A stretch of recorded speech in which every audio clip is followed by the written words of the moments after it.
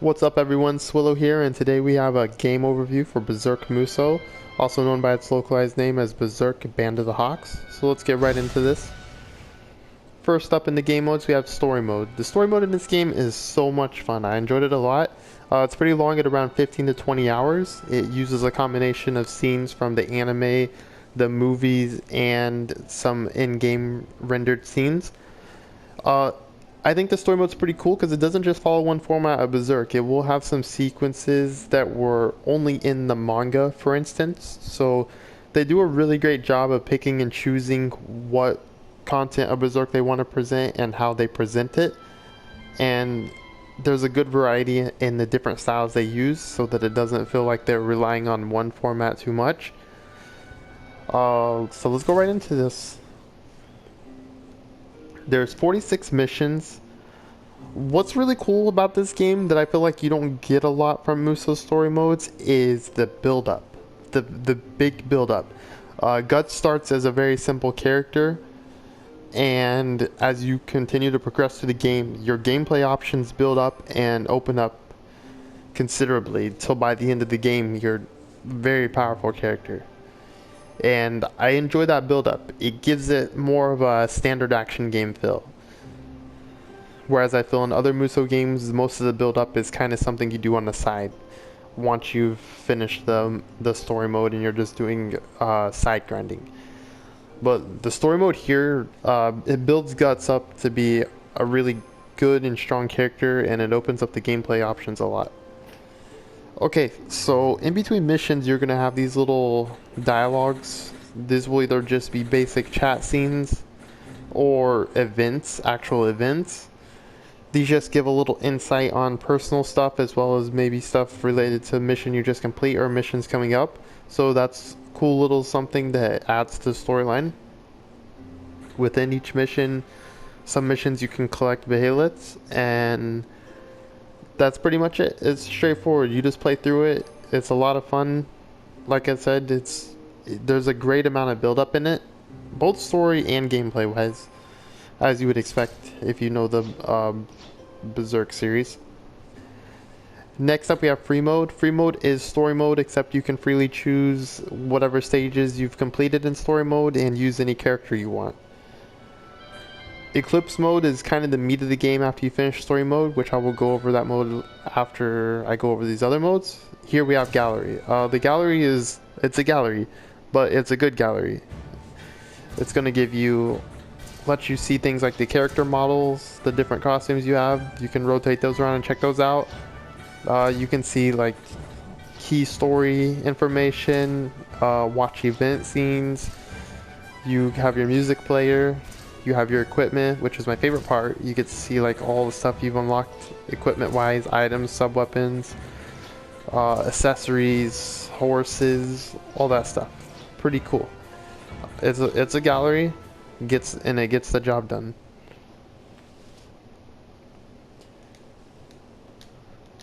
You can poke the loading screen. This is some very entertaining stuff.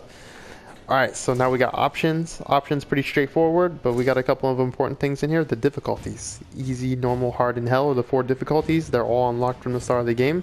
You also have a setting in here for gore, where you can turn the gore off. Most people love the gory parts of Berserk, but it's nice that you're able to turn it off, because sometimes it does get a little over the top and clutters the screen. So for those that just want a cleaner gameplay experience, you can turn the gore off. Alright, so let's get right into Eclipse mode. First we're going to pick our character. We're going to go with good old Guts here. Alright, so Eclipse mode basically functions like this. If you've ever played, say, like a game like Devil May Cry, where you go through the Bloody Palace and you go through progressively stronger floors, it's something like that. It's like a survival mode of sorts. So basically you're going to start on floor 1 and you're going to progress in a series of 5 floors. Each 5 floors you are going to choose a mission, and the mission will come with different rewards and objectives to completing it. And as you get deeper and deeper, the missions will become more and more challenging until you reach the 100th floor, where you're going to have the final encounter where you can get your character's special unlock. After you finish floor 100, you can still keep going even further just for the fun and the challenge and for grinding. So This is also known as Infinite Eclipse mode. That's kind of like the proper name in how they presented it in Japan. So it lives up to its name. It's kind of an infinite survival mode, and it's a lot of fun. It just focuses on the gameplay. It gives you an opportunity to fight all the bosses, and in really powerful scenarios, sometimes you're gonna fight multiple bosses paired up and stuff like that that you didn't even encounter in story mode. So it's pretty cool. Alright, so let's pick a mission and get right in here and talk about the gameplay. First we have our briefing screen. Let's go over some of the stuff you can do.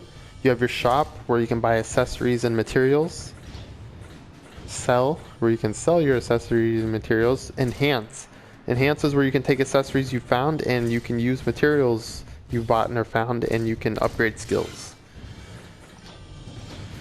And then merge. Merge is kind of the meat of the accessory system, and how this is going to work is you're going to pick an accessory and you're going to merge it with other accessories. And what this is going to do is not only make it a stronger accessory in general, you can level accessories up to +9. It's also going to level up skills if you have the same skill. So let's say I have attack up and I have attack up level 3 on one accessory, attack up level 6 on another accessory. When I merge them, it's going to turn into attack up level 9. And then also, if you don't have the skill on the accessory, you're going to get some options. Like, hold on, let me pick a bunch of accessories here. Alright, so here we go.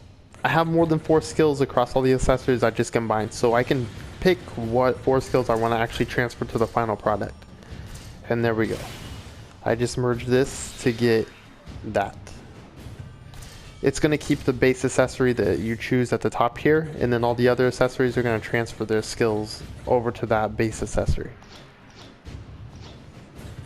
Next we have our actions. This is going to show your move set. These little symbols showcase, if they have the little starburst around them, that kind of means that it inflicts stun, which is really weird because every attack has that starburst symbol around it, so I don't know why they actually have that. The orange circle around the triangle, that represents moves you can hold the button to charge the move.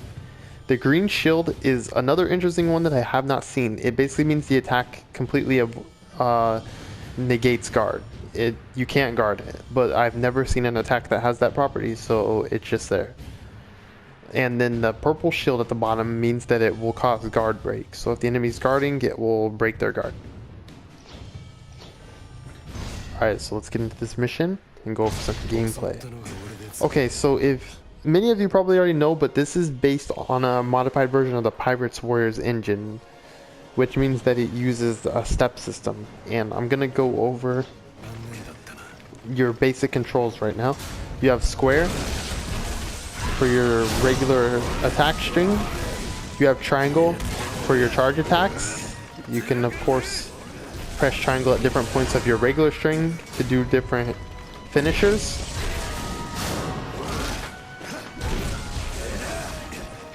You have X to dash.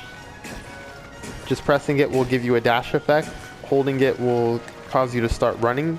And then you can dash in the middle of your attacks. And if you attack shortly after dashing, you can do what's called a dash offset and continue your string. So let's say, here's an example of doing 1-2 regularly and then doing 1-2. So here's another example. You can do like square, triangle, triangle, or you can do square, dash, triangle, dash, triangle. So that's how offsetting works. Offsetting basically means that you can dash mid combo and then continue it. That's going to help you for repositioning if the enemy gets knocked far away, or just trying to dodge attacks mid attack. Maybe if you see an enemy is about to come up from behind you and you want to dash but still continue your string, that's how that mechanic functions. With R1 you can use sub weapons. Pressing left and right on the D-pad changes your sub weapon. Pressing up or down on the D-pad switches from sub-weapons to items, your consumables. You can press R1 again to use your consumables. And that's basically how that works. Each of the sub-weapons and items either have a limited quantity, or once you use them up, they have a recharge time. So like this will recharge, you can see it filling up down there.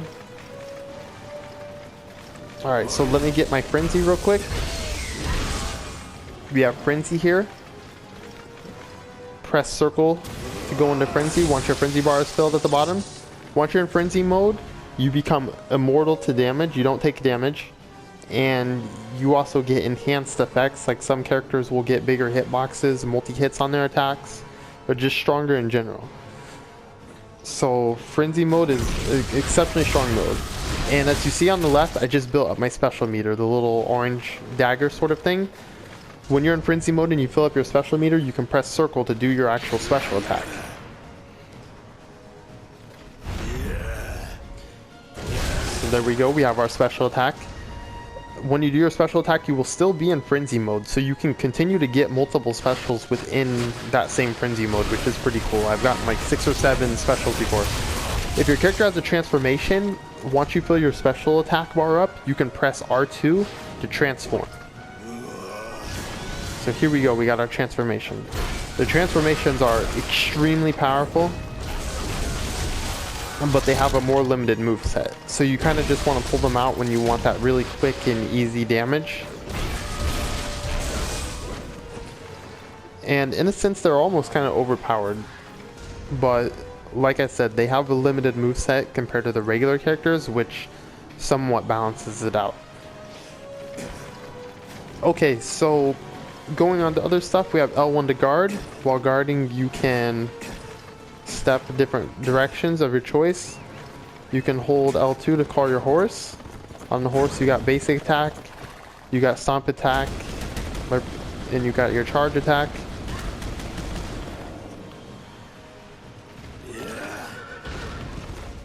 Horse is pretty straightforward. And also another trick I'm going to show you off is, like I showed you, you can dash to continue your combo. You can also do it after a sub-weapon as well. So let's say I do attack, attack, attack, triangle. That's your attack, attack, attack, charge attack finisher. But let's say you're fighting a boss and you want to stun them before you do your charge attack. So I do attack, attack, attack, sub-weapon. Then I start charging my attack. So that's pretty cool. I can like stagger them mid-combo and then pick up from where I left off in my string. 1, 2, 3, sub-weapon, and then I'll start charging my third attack. Pretty cool. So you can do really interesting stuff like that depending on the character. And you can mix and match the sub-weapon dashing, the dash offset and the sub-weapon offset to mix your strings up in different ways. That's pretty much it as far as the general overview goes. I'm going to do another guide separately in regards to how to combat bosses and strong enemies effectively, how to combo them, and different accessory builds you may want to consider. So that's pretty much it. If you have any comments, just leave one. And thank you for watching. See you guys later.